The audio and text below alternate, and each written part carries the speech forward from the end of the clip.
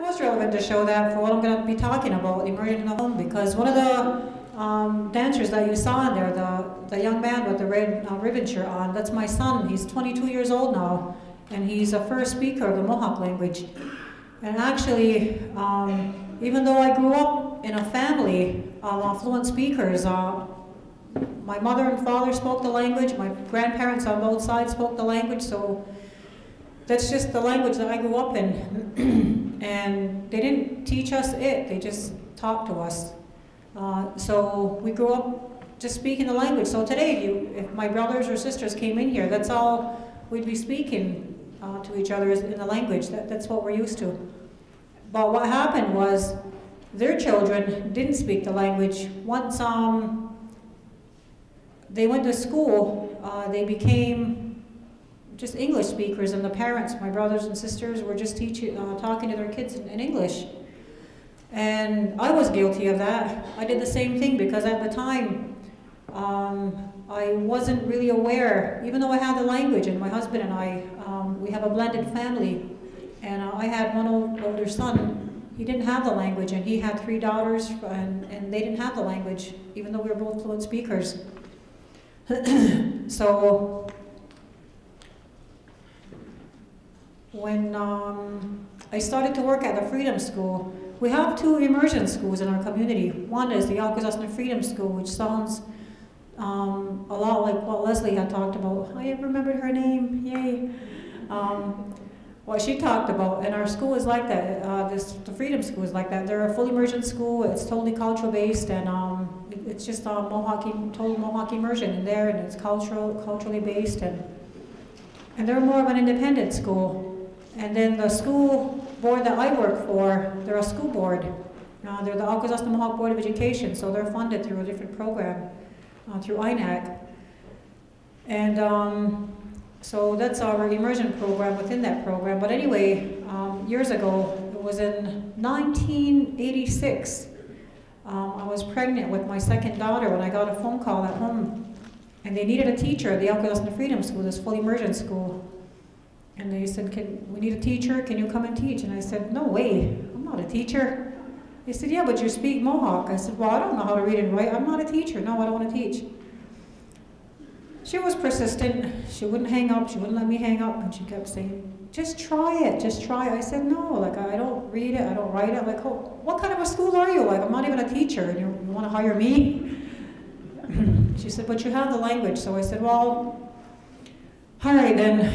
I said, I'll give you a week. But in that week, I said, find another teacher, because I don't want to stay here. I'll fill in for you till you find somebody. And she said, okay. I ended up staying at the school almost 20 years teaching. But it was there. I guess I had an attitude adjustment, I guess you'd call it, because I was a parent that had the language, but I hadn't, at this time I had, well, my oldest son didn't have the language. And our first daughter together, we weren't speaking to her in the language, and here I was pregnant with my next daughter, and even then when I went to the Freedom School, I wasn't quite sure. It was like I had this in my head that they need to be in mainstream school, they need to learn. I wasn't quite sure if the language was really, you know, it. So during that time, when I had my next 2 babies, I had my oldest who didn't speak, and then my 2 girls, they were really close together in age. And I get teased about this a lot, they're only 11 months apart. So they started at the Alcazosna Mohawk Board of Education had like a 50-50 immersion program. So when they started school, they started there.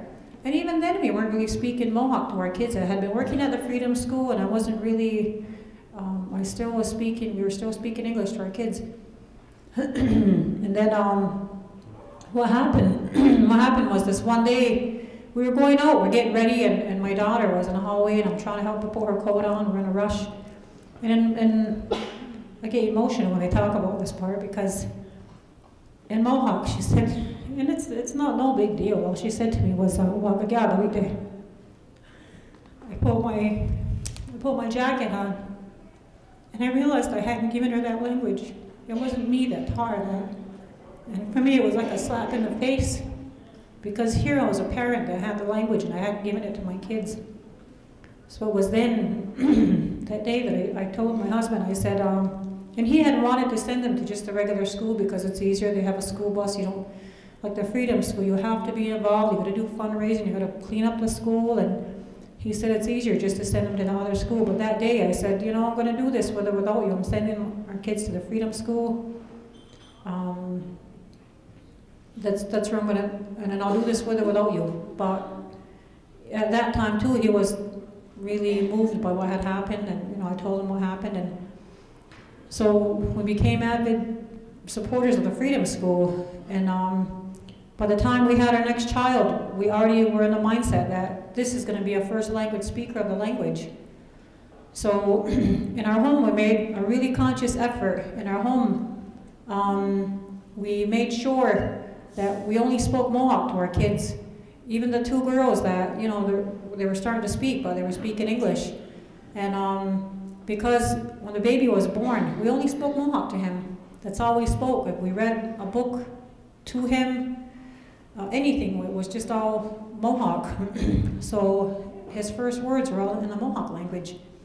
We're pretty proud of this. And during this time, we didn't even realize how much Mohawk language our girls were learning. They were about, by the time he was born, they were about 2 and 3, and we were starting to use Mohawk more in the house, and anywhere we went, we were speaking Mohawk.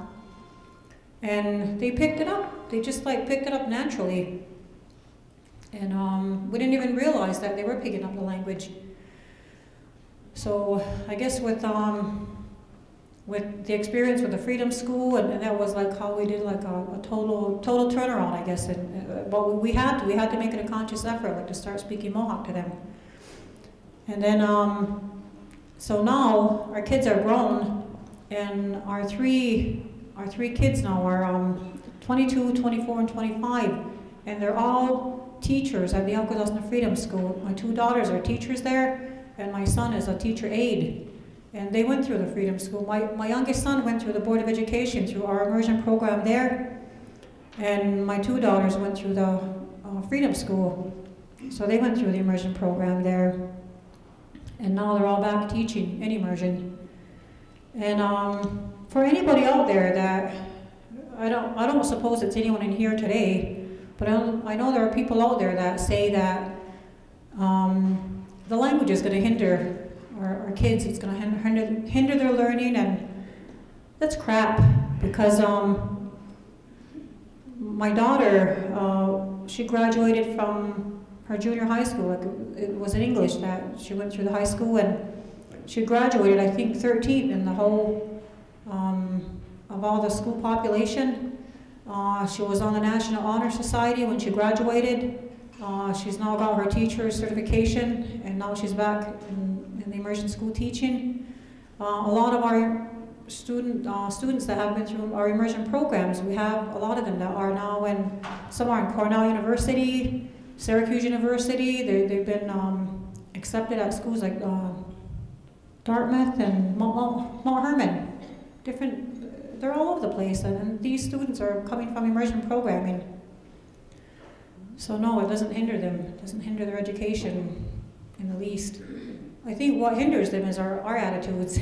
And again, a little while ago, I could really identify with what Leslie meant, because it's usually our own people that we are our own worst enemy. I think at this time, the government kind of, I know in our community, we get funding to run our schools, and they kind of, you know, they give the money to the school, and you kind of like run your program the way you want. In our language program, I think for years we had a lot of different excuses by teachers. They would say, well, I don't have curriculum. I don't have anything to help me. That's why our kids don't speak, because I have nothing to help me. Or they say, well, I teach the Mohawk all week long, like 40 minutes, and I teach the Mohawk, and they go home and their parents only talk English in the house. Well, there are like 1 or 2 lost generations. We've been through that residential school system, and there are a lot of people that came out that they couldn't speak anymore, so they couldn't give it to their kids, but those same people are putting their kids back in the immersion programming because they want the language for their kids. So in my own experience from being able to get my own children speaking in the language, and then being a teacher in the school, I kind of had a feel for like what we needed. I knew what I needed as a teacher, and that's the thing is, I was just one of those people that I just never complained about what I didn't have. If I thought I needed something, I made it. And that's, I guess that just some of what you see here is just an example of the things that the research development that I had already done like back then. And it really helps the Mohawk language materials, because now we started a language nest. We don't have it now, but we're going to be getting another language nest program going. So all these resources that I had made, we now have it in our house. We have, I have 2 grandsons that actually live in a house with us right now, and they're first language speakers. And so we pop things in, like we have resources now that are in the language. So all these things that we've made is beneficial. It's helping us reinforce the language more at home. We had a language nest, and the babies that were in there were bombarded with the language, because you know how people used to say, well, TV took the language away from our kids, that English took the language away from our kids. So now in our language nest, whenever the facilitators would put anything on the TV, we didn't say don't watch TV, it might take your language away. We said, well, if you're going to watch, well, we're going to have stuff in the language. So everything, and this is only a part of what we have, like our resources. So the language nest facilitators, anything they put on TV was all like in the Mohawk language. Any music the kids would listen to, it was all like our own traditional music and our songs in the Mohawk language. So those babies were just bombarded with the language. And in the home, when I guess when we were speaking to our kids in the Mohawk language, we didn't teach them the language, we just spoke it to them. We didn't give them lessons or anything like that, it was just natural language. And now with our grandkids, that's the same thing that we do.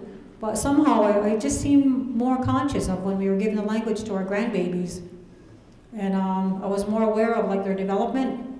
And you just speak natural language to them. You don't water it down, you don't talk baby talk to them, even though, yeah, I do talk baby talk to my babies, but I don't tone the language down. Like I don't give them like baby language. It's all like just natural language. So that's how they're gonna learn. That's how they're starting to learn how to speak.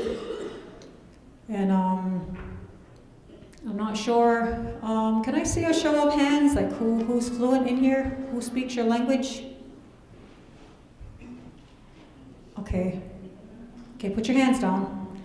And let me see another show of hands whose children are fluent in the Mohawk, and not the Mohawk language, your language. In your language. Okay, do you see that difference? And so I was one of those people, I had the language, but I didn't give it to them. So it does have to be a conscious effort. And it's really never too late to start. So anyway, we kept speaking to our kids in the language, so they became fluent. And now with our grandbabies, like I said, we seem to be more aware of like how we're speaking to them, and I'm seeing more of the development. And it's the best time to start is when they're babies. And in our language nest program, we had some kids that transitioned out of our language nest, and we have our two, like one of our immersion school and the other one our immersion program. And the babies that came out of there and started the pre-kindergarten at the immersion level, at the immersion schools, the teachers said they're at a high level of fluency. They're already like, they understand everything. They understand instruction, they can speak back, they're speaking like so well. So I'm really hoping that maybe today, it's good to have an immersion program, and usually when we have an immersion program, they're starting maybe at the pre-kindergarten level, you know, like their school system.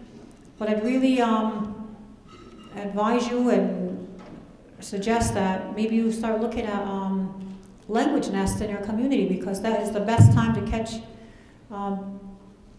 them, like to get the language, because you're not having to teach it to them. You're just putting them around people that can speak it and just speak fluently to them all the time in the language. And again, like no translation.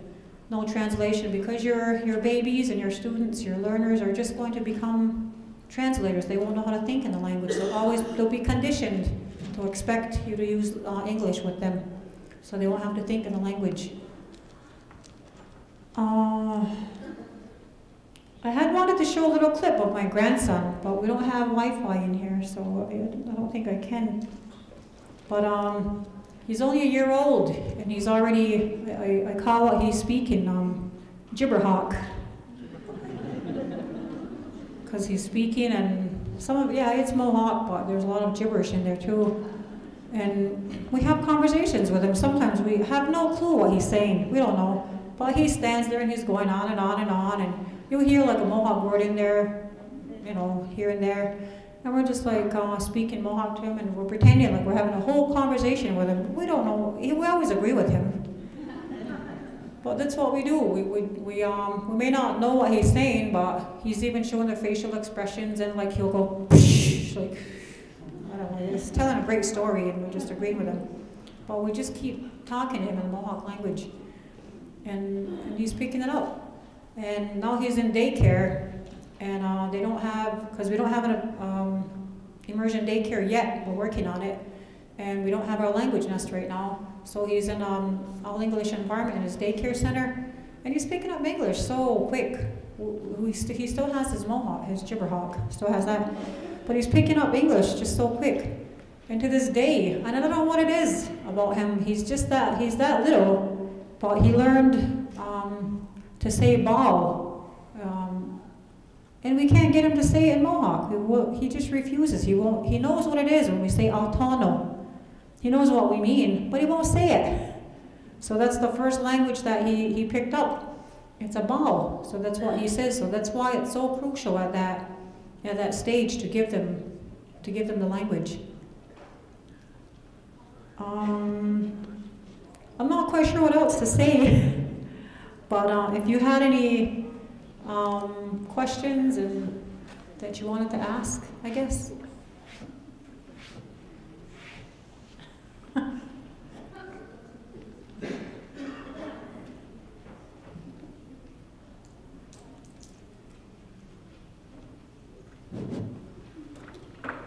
Is that a hand up? No, sorry.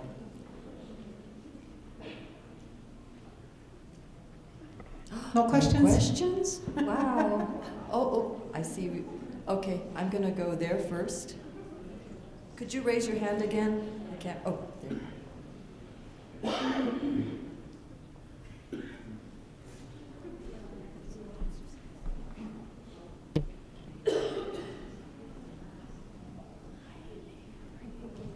Earlier you said something about podcasting, and I'm not very familiar with, I've never done a podcast. I was wondering if you could talk a little bit more about that. I have to be honest. I don't think I put that in my, when I sent it. I don't know where that came from, podcasting. I'm not sure. All I know is, I know we videotape while we're, our grandbabies, like when they're speaking, and then we put it on we have some things on, I think like they put it on like on YouTube, or we have things on Facebook. So we just show little things of them speaking the language and about the podcasting. I'm not sure.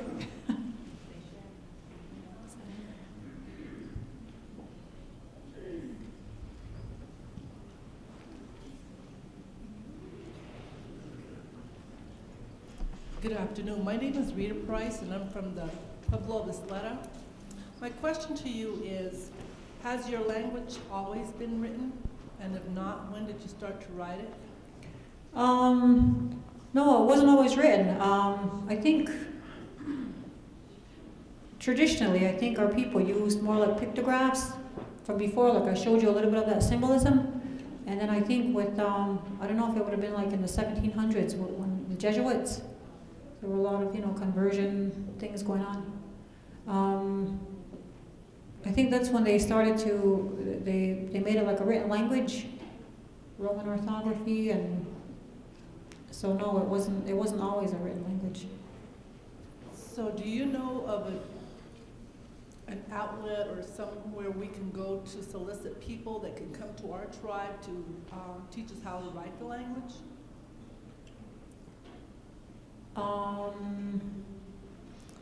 The way that our language is written, even though it's Roman orthography, we go by a phonetic, like a sound system. So I know that's how our language is written.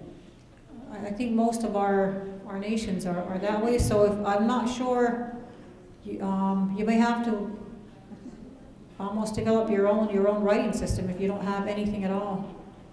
See, I think that's where the problem is with my tribe, is they don't want to write it, and I don't know why. But and also in our tribe, one word is pronounced differently by different families or different areas of the reservation. So that makes it kind of hard for us to establish a written language, I guess, unless we all come to a consensus where we agree that that's how we want to say it as a tribe. And that makes it real hard for us, because I teach the language in elementary school. And again, I do it phonetically because we don't have a written language, and it makes it hard because what I teach the children, they go home to non-speaking parents, family members. And again, it's easier for us to speak in English rather than, to teach our language to them or speak it to them. Yeah. I'm guilty of my children not learning how to speak. Although now I'm kind of more aware and I'm implementing it with my grandchildren, and I'm seeing a lot of growth with the younger one, not the one that's 10 years old. He acts kind of silly and says, well, I don't know what you're saying. And I know he does, because he's heard these words over and over.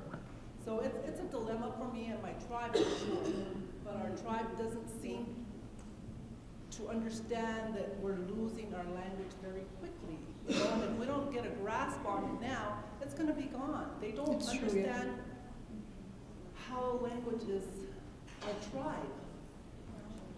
Thank you. Just in response to some of what you were saying, it's a little bit funny, like in our situation, because we had the reading and writing system, in a way, it almost seemed to hinder our language, because what happened in our language programs is that our teachers tended to focus on reading and writing so much. And we had our language programs come into our school system, I think in the early 70s in our community. So, and there was a lot of focus on reading and writing. So from that time, the early 70s to, I would say maybe in the mid-90s, a lot of the students that had been through the core, well then it was more like 40-minute language programs, all the students said the same thing. They said, I can read anything in Mohawk, I can write anything in Mohawk, and I can say a whole bunch of words, but I can't converse, I can't speak. And so when we began our proficiency program, we really put the focus more on oral fluency.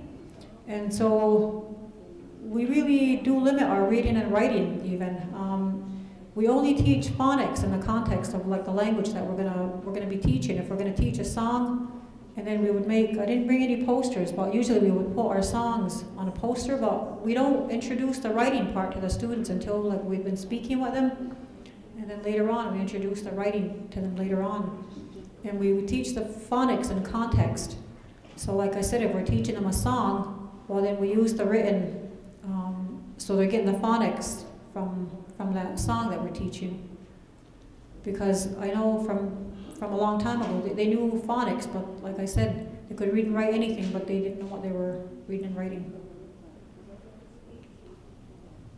Hi, my name is Cheryl Day, and I'm probably the only one here who's Chamorro from Guam, the island of Guam. I just want to make two comments first, and then I'll ask my question. But to the person who asked about the podcast, it's just, they're really just recordings that are placed on the internet that can be downloaded by other people. And as far as the orthography goes, development of orthography, Guam and many other places I know have gotten together some of their elders or the more respected people who are fluent in the language, and basically you form a commission. That's one route to do it. You have that committee, they sit there and they go through all of that debate and they try to figure out how should something be said, even though there are many different dialects. They have to agree on one standard, and that's where the hard part is. My question to you is, it's kind of weird to have a camera in front of my face, but my question to you is that you insisted early on that you were not a teacher, but I think that everybody here agrees that that's just not true.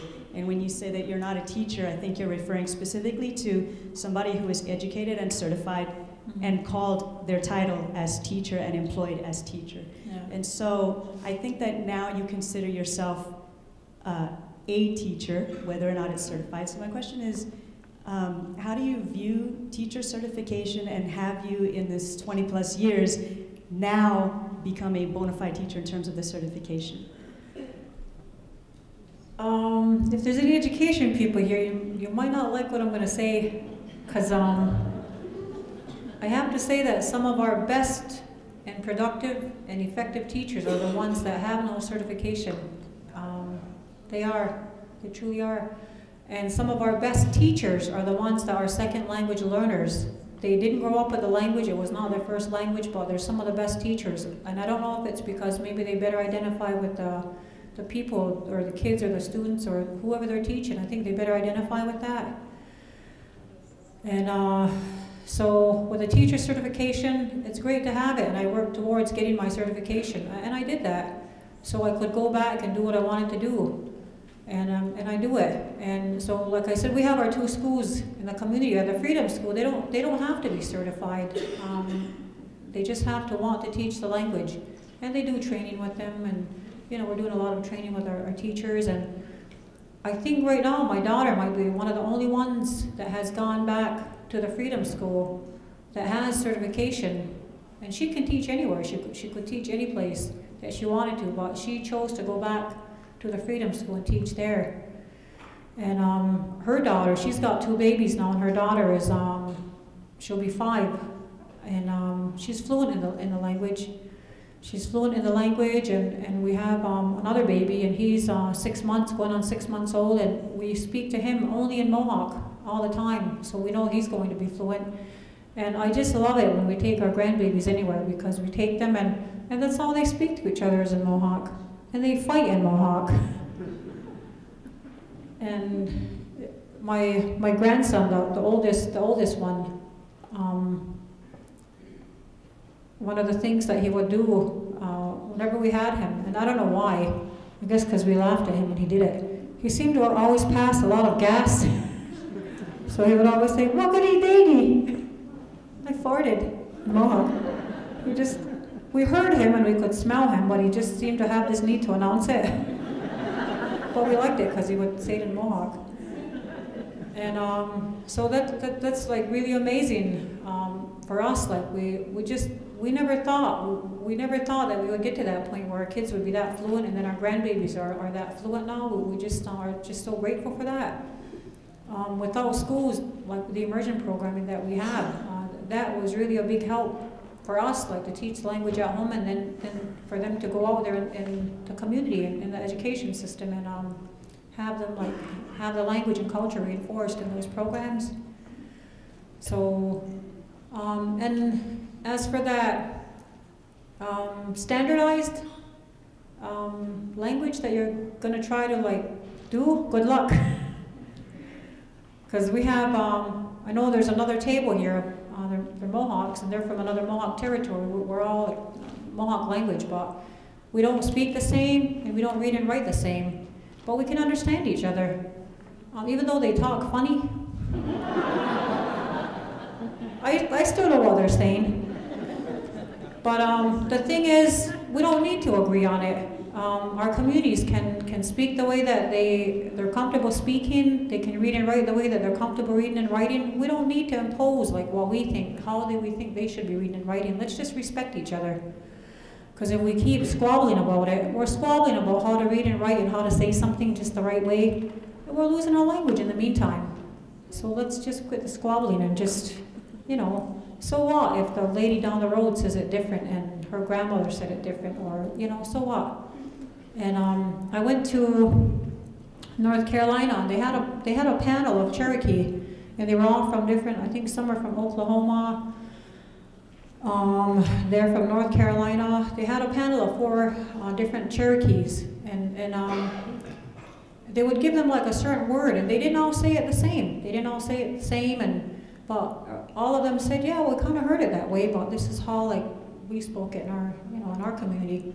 And they just agreed to like respect each other and just to say it the way that they were used to saying it, and just to write it the way that they were used to writing it.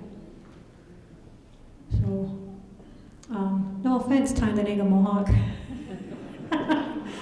And I just want to mention, now that I've kind of put the spotlight on them, Tyndall is one of the communities that I really have so much respect for, because they're Mohawk territory that they were at a point of, they were like less than a handful of speakers.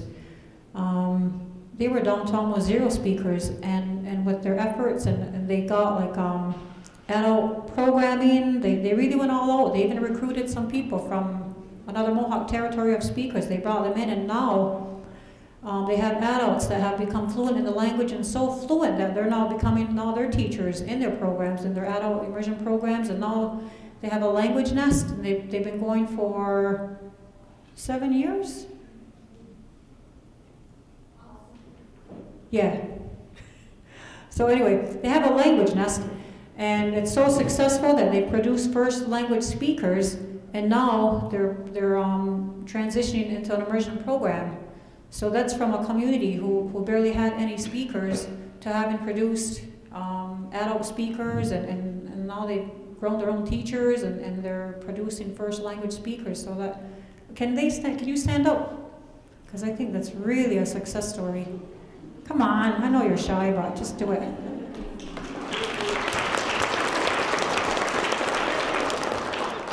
And one of the amazing things is my friend, she kind of like does everything over there, and she's not a speaker of the language, but she's learning. And I really hate that when some of our more fluent speakers do criticize other people, and they'll say that, well, you don't speak, like, what are you doing working the language? And some of our best people that work in language they don't have the language, but at least they respect it, they support it, and they help it. And that's how, okay, I get it. This man has been waiting patiently Sorry. to say. Good afternoon. Lakota Nation Hitchat Nawahilo. Machbiat Hakbe Manchiapi. Mishale Yapik Ile Yoha Wash Cham Yellow.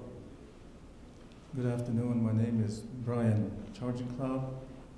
I come from the Lakota Nation. We have an immersion school over there. Wounded Knee District School, and we are now in our 2nd year. And the first year we went through a lot of the there's some words I wrote down here, barriers.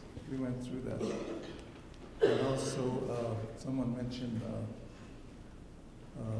different dialects or different words. We went through that too.